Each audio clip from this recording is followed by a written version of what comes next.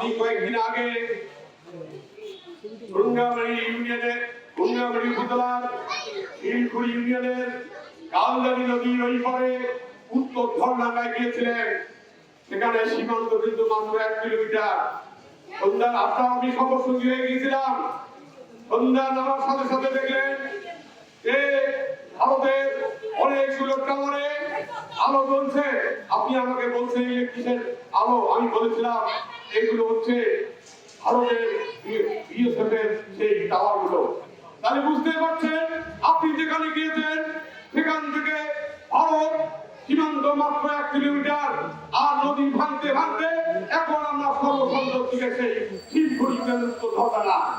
এবং আপনি জানেন ওই নদী আপনি যাওয়ার পর কিছুটা কাজ হচ্ছে, কিন্তু আপনি যেখানে যাবেন সেখানে কাজ হবে, আর যেখানে যাবেন না সেখানে কাজ হবে না। এইটা মানতে আমরা পারবো না। এই কারণে আমাদের দাবি, কুড়িগ্রাম জেলায় 12টি নদ নদী রয়েছে, 850 বর্গ কিলোমিটার চর রয়েছে, 500 মানুষ বাস করে এবং 450 উপরে চর রয়েছে এবং বসবাসযোগ্য চরের সংখ্যা 200-250 উপরে। এই চরবাসী আপনি নিজে দেখেছেন কত অসহায়, কত কষ্টে আছে। আপনারা জানেন এই সামনে বন্যা, এই বন্যার পর আমরা সবাই চিন্তা করি, যারা আমরা মেইনল্যান্ডে থাকি আমাদের ছেলেমেয়েকে নিয়ে চিন্তা করি, বাবা মাকে নিয়ে চিন্তা করি, কিন্তু চরের মানুষ কি চিন্তা করতেছে? তারা চিন্তা করতেছে এই বন্যায় আমার বাবা মা কই থাকবে, এই বন্যায় আমার শৈশবের বন্ধু হারিয়ে যাবে, এই বন্যায় আমার বৃদ্ধ পিতামাতা কই থাকবে। তাহলে বলেন তাহলে তারা কি চিন্তা করতেছে আর আমরা কি চিন্তা করতেছি? জাতিসংঘের অভিবাসন সংস্থা বলেছে শুধু ব্রহ্মপুত্রে 25,000 লোক 1 বছরে স্থানান্তরিত হয়, অর্থাৎ এক চর থেকে আরেক চরে স্থানান্তরিত হয়। আর 5 বছরে প্রায় 10,000 লোক ওই চরে আর থাকতে পারে না। শুধু কুড়িগ্রাম নয়, বাংলাদেশে কোথায় যে তারা থাকে এটা আমাদের জানা নেই। আপনি যা জানেন আমাদের 10 বছরে প্রায় 1 লক্ষের উপরে লোক বিভিন্ন হয়েছে, তারা কোথায় আছে কেউ জানে না, কোনো দপ্তরে তাদের ঠিকানা নাই। এখন যারা ঠিকানা বদল করবে তাদের ঠিকানা কোথায় হবে আমরা জানি না।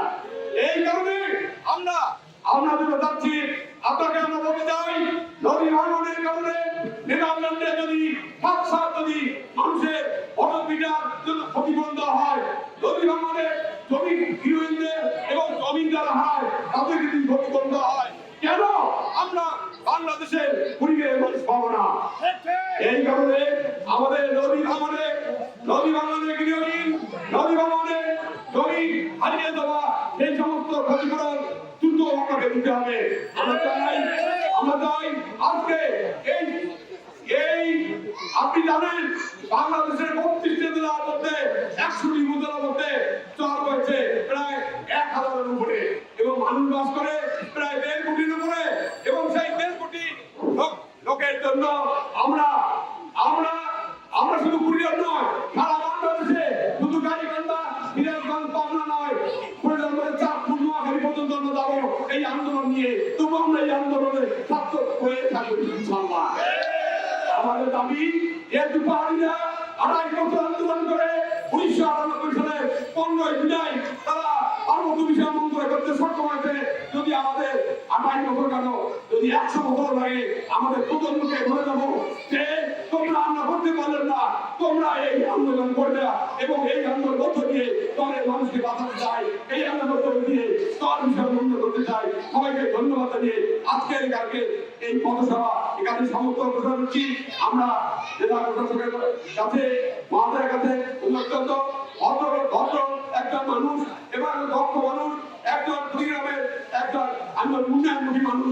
আমি বলতে চাই না দরিদ্র জেলার দরিদ্র কৃষি বলতে চাই না, দরিদ্র জেলার সমবয় কৃষি হিসাবের কাছে আমরা আজকে এই স্বীকৃতি দিয়ে আমরা প্রধানমন্ত্রীকে জানিয়ে দিতে চাই এটা আমাদের অত্যন্ত জরুরি।